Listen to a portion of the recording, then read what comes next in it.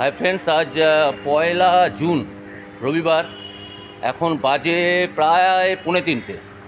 তো আমি বেরিয়ে পড়লাম একটা নতুন ব্লগ করতে। আজ যাচ্ছি উত্তর কলকাতার গৌরীবাড়ি এলাকার বদ্রীদাস স্ট্রিটে একটা এমন মন্দিরে, যে মন্দিরটার এত অপূর্ব কারুকার্য এবং প্রায় 160 বছর আগের মন্দির, জৈন মন্দির, এবং সেটা আর ব্লগ করব। সাথে থাকবেন, ভালো লাগবে, এবং ভালো লাগলে লাইক কমেন্ট সাবস্ক্রাইব অবশ্যই করবেন। তো আমি আছি এখন গড়িয়া গীতাঞ্জলি মেট্রো স্টেশন। গীতাঞ্জলি থেকে মেট্রোয় আমি যাব প্রথমে শোভাবাজার 1 নম্বর গেট দিয়ে বেরিয়ে আমি যাব গৌরীদাস স্ট্রিটের ওখানে, এবং ওখান থেকে হেঁটে যাব, টোটো করে যেতে হবে। তো সঙ্গে থাকুন, আমি পুরো রোডটা এখান থেকে কীভাবে যাবো সেটা দেখাবো। তো সঙ্গে অবশ্যই থাকুন। চলে এলাম গীতাঞ্জলি মেট্রো স্টেশনে। তো এখান থেকে ট্রেনে প্রথমে যাব শোভাবাজার থেকে অটো করে যাব গৌরীবাড়ি অবধি। গৌরীবাড়ি থেকে 3-4 মিনিটে হাঁটা পথ। তো তারপর যাব, আমি যাচ্ছি পরেশনাথ মন্দির, 23স্তম্ভ জৈন তীর্থঙ্কর পরেশনাথের নামে নামাঙ্কিত এই মন্দিরটা। ভিতরটা গেলে আপনাদের মনে হবে যে কোনো রাজস্থানের কোনো রাজপ্রাসাদ বা গুজরাটের কোনো মন্দিরে এসছেন, এত অপূর্ব মন্দিরটা, এবং অতীব সুন্দর কারুকার্য, কাচের আর রঙিন কাচ এবং মার্বেলের। তো চলুন, মেট্রো যাব শোভাবাজার। চলে এলাম শোভাবাজার সুতালটি। এখন আমি যাব 1 নম্বর গেট দিয়ে বেরোবো আর কি। ওপর অ্যাক্সিলেটার দিয়ে ওপরে উঠে তারপর 1 নম্বর গেটে যাব, বেরিয়ে তারপর অটো করে যাব। চলুন, এদিক দিয়ে বেরিয়ে এক্সিট, এদিকে 2 নম্বর, এদিকে 1 নম্বর এক্সিট, তো এটা দিয়ে উঠতে হবে। শোভাবাজার সুতালটি 1 নম্বর গেট। আর এখানে সব অটোগুলো দাঁড়িয়েছে। এখান থেকে যেতে হবে গৌরীবাড়ি যেতে হবে। গৌরীবাড়ি থেকে হেঁটে 2-3 মিনিট। তো চলুন, অটোয় উঠবো। চলে এলাম গৌরীবাড়িতে। অ্যাকচুয়ালি আমি এলাম এই দিক দিয়ে শোভাবাজার দিয়ে।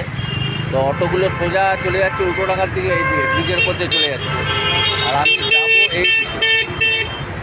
এইদিকে যাবো। এদিকে 3-4 মিনিট হেঁটে গেলেই ওখানে পরেশনাথ মন্দির পাবো। তো চলুন, গৌরীবাড়ি থেকে এই পথ ধরেই আসতে হবে, প্রায় 3-4 মিনিট লাগে হেঁটে। আর দিয়ে আমাদের বাঁ দিকে ঘুরতে হবে এই পথ ধরে। এই সোজা গেলে এটা মন্দিরের পিছন দিকটা, সোজা গিয়ে বাঁ দিকে মন্দিরটা। তো চলুন, এই হচ্ছে মন্দিরের পিছন দিকটা, এটা দিয়ে সোজা এগিয়ে যেতে হবে। অ্যাকচুয়ালি এখানে 4টে মন্দির আছে, ডিটেলসে বলছি। আর দেখুন, রাস্তায় ঢোকার পরে 2 সাইডে জৈনদের বিভিন্ন শিল্পকলা, জৈন ধর্মের, এবং তার ডিটেলসগুলো দেওয়া আছে, অপূর্ব।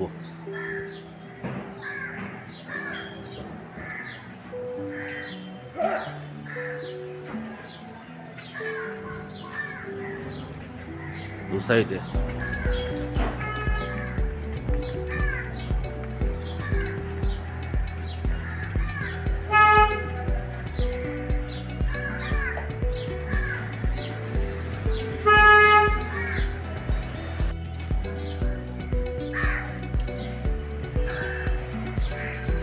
নিচে প্রত্যেকটা ডিটেলসটা দেওয়া আছে। মানুষকে এটা বুঝতে হবে যে একদিন আমার এই পৃথিবী ছেড়ে অবশ্যই চলে যেতে হবে। এই জমি, ঘর, সম্পত্তি, সোনার সন্তান, স্ত্রী, আত্মীয়, বন্ধু, এমনকি এই শরীরটাও ছেড়ে যেতে হবে।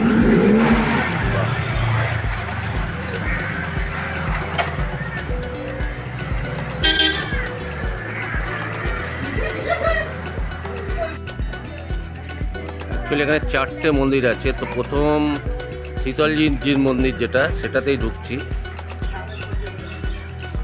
চলুন, এই মন্দিরটা সকাল 6:30 থেকে 12টা, 3টে থেকে 7টা খোলা থাকে। এই যে শ্রী শীতলনাথজি মহারাজের মন্দির ও বাগান, এটা তৈরি করেছেন রায় বদ্রীদাস বাহাদুর 1273 সালে। ও অপূর্ব।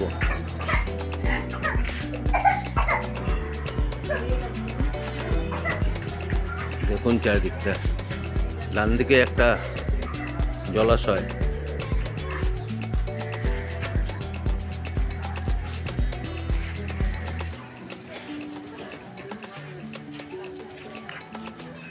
প্রায় 158 বছর আগের মন্দির এটা।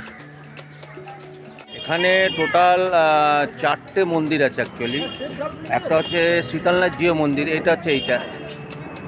আর একটা হচ্ছে আপনার চন্দ্রপ্রভুজির মন্দির, আর একটা হচ্ছে আপনার মহাবীর স্বামীজির মন্দির, আর একটা হচ্ছে দাদাওয়ারিজির মন্দির। তো 4টে মন্দির এখানে রয়েছে, তো 4টেই আমরা ঘুরে দেখব। তো চলুন। 1867 সালে শেঠ বদ্রীদাস অ্যাকচুয়ালি এই মন্দিরগুলো তৈরি করেছিলেন। প্রায় 150 বছরের ওপরে মন্দিরগুলো হয়ে গেছে।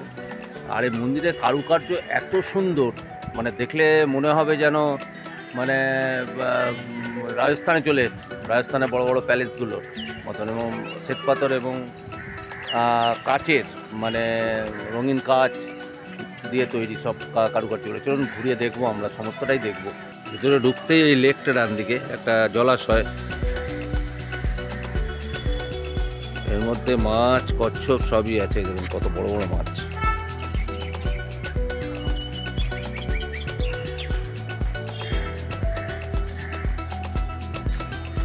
পড়াও ছিল, কিন্তু পড়াগুলো এখন বোধহয় নষ্ট হয়ে গেছে। পুকুরের জলে কেউ কোনো খাদ্যদ্রব্য, আটা, বিস্কুট, পাউরুটি দেবেন না, এর ফলে জল দূষিত হচ্ছে, মাছ মারা যাচ্ছে। এখানে সব বিস্কুট টিস্কুট দেয়, মাছদের দেয়, এটা না দেওয়াই ঠিক।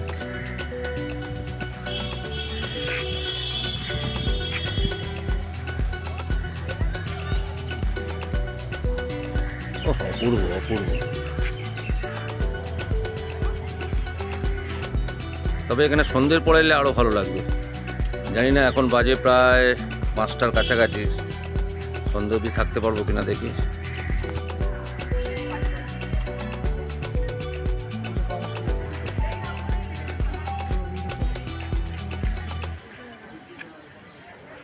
সন্ধে আসার জন্য এটা একটা আদর্শ জায়গা, একটা দিন একটা সন্ধে আসার জন্য।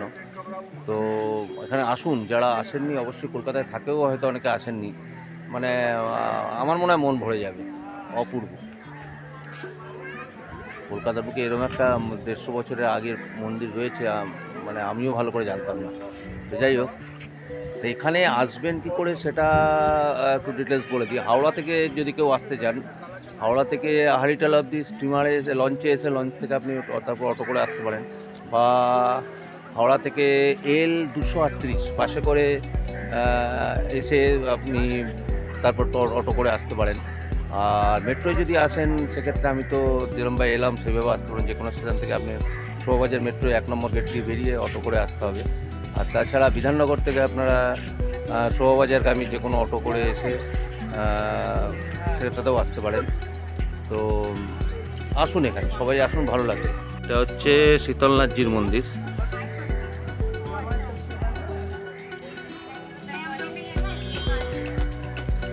শীতলনাথজির মন্দির সামনেই এই শেঠ বদ্রীদাস, যিনি ফাউন্ডার এই মন্দিরে, তার একটা মূর্তি রয়েছে।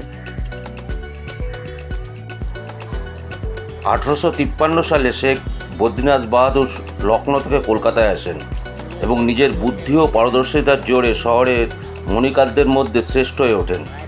1871 সালে ভাইসরয় লর্ড মেয়র তাকে রায়বাহাদুর উপাধি দেন। Kolkata Bengal National Chamber of Commerce এবং ইন্ডাস্ট্রির উনি ফাউন্ডিং চেয়ারম্যান পদেও ছিলেন। শীতলনাথজি ছিলেন জৈন ধর্মের 10ম তীর্থঙ্কর। এই মন্দিরের গর্ভগৃহে শীতলনাথজির একটি শ্বেতপাথরের মূর্তি আছে, আর মন্দিরের ভিতরে একটি প্রদীপ আছে যা 1867 সালের পর থেকে এখনও অবধি নেভেনি। শীতলনাথজির মন্দির ভিতর থেকে এলাম, ভিতরটা এত অপূর্ব, মানে অসাধারণ বললেও কম বলা হয়, এত সুন্দর কারুকার্য। আপনারা আসুন, অবশ্যই বাইরের থেকে ভিতর আরও সুন্দর, আরও অদ্ভুত ব্যাপার। ওর মধ্যে একটা প্রদীপ আছে, যে প্রদীপটা 158 বছর, মানে মন্দির স্থাপিত হওয়ার দিন থেকে এখন অবধি জ্বলছে, ঘি দিয়ে জ্বলছে। ওটা 158 বছর ধরে ওই প্রদীপটা কন্টিনিউ জ্বলে আসছে, ওর ভিতরে ওটা রাখা আছে। তো আসুন, আপনারা দেখুন, ব্যাপারটা সত্যিই ভালো লাগবে। 4টে মন্দিরের মধ্যে সবথেকে বড় এবং অপূর্ব কারুকার্য এই শীতলনাথজির মন্দিরেই আছে। এই মন্দির খোলা থাকে সকাল 6:30 থেকে 11:30 এবং বিকেল 3টে থেকে 7টা অবধি। আমি রেকমেন্ড করব আপনারা বিকেলের দিকেই এখানে আসুন। প্রথমে 4টে মন্দির দর্শন করুন, তারপর ঠিক 6:30টার সময় আবার এই শীতলনাথজির মন্দিরে আসুন। এই সময় মন্দিরের আলোগুলো জ্বলে ওঠে। এই সময় কাচের ও মার্বেলের ওপর লাইটের যে প্রতিফলন পড়ে সেটা অদ্ভুত একটা অনুভূতি হয়। সন্ধেবেলা ঝাড়বাতির আলোর প্রতিফলন একটা মায়াবী জগতের সৃষ্টি করে। যদিও ক্যামেরা গর্ভগৃহের ভিতর অ্যালাউ নয়, তাই দেখাতে পারলাম না। শীতলনাথজির হীরকখচিত মস্তক এখানকার বিশেষ আকর্ষণ।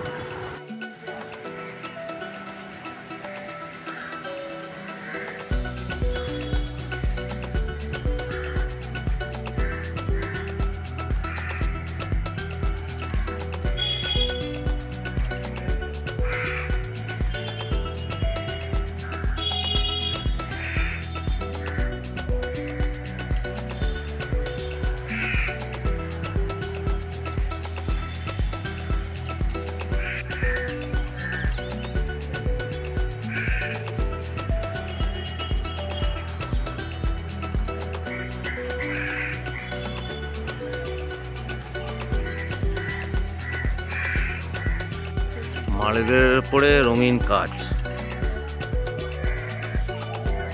দেখুন কাজগুলো দেখুন, মার্বেলের উপরে রঙিন কাজ।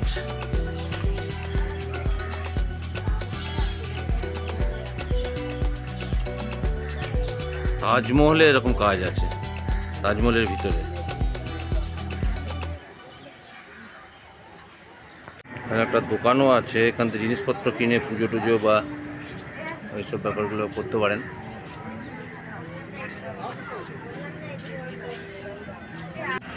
শীতলনাথজির মন্দির পাশেই হচ্ছে এটা দাদাজির মন্দির, জৈন শ্বেতাম্বর দাদাজি মন্দির ও বাগান। এটা এন্ট্রান্স।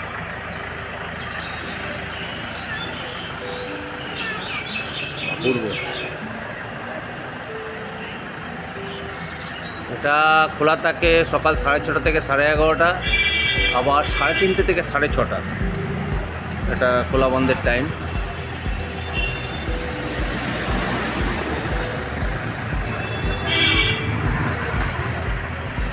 দাদাজির মন্দিরের ভিতরে প্রবেশ করি, দেখি।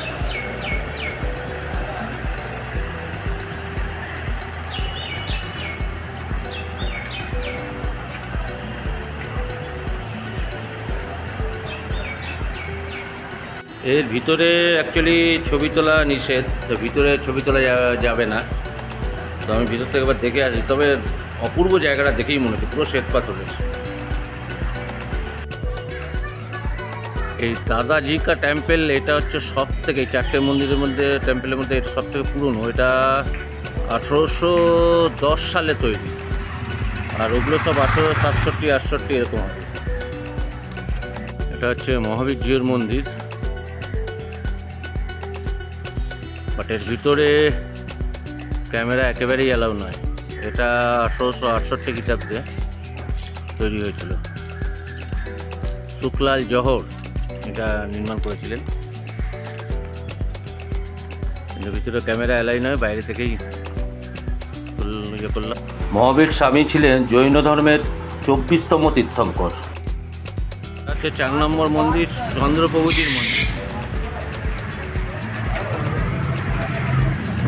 এটা ঠিক শীতলজির মন্দির, শীতলনাথজির মন্দির একদম উল্টো, সামনেই রাস্তা দিয়ে ডান দিকে এই মন্দিরটা।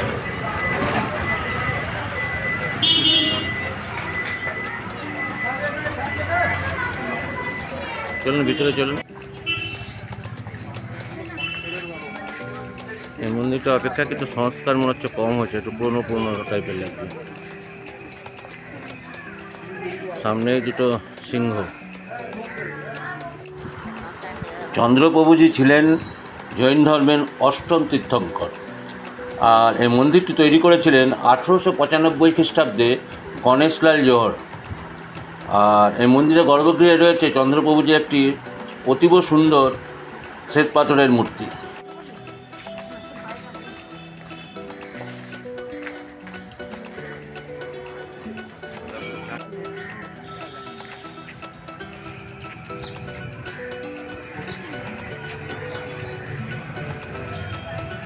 হ্যাঁ, মন্দিরগুলোর সামনেই এদিকে আইসক্রিম, পাপড়ি চাট, ভেলপুরি সব দোকান রয়েছে।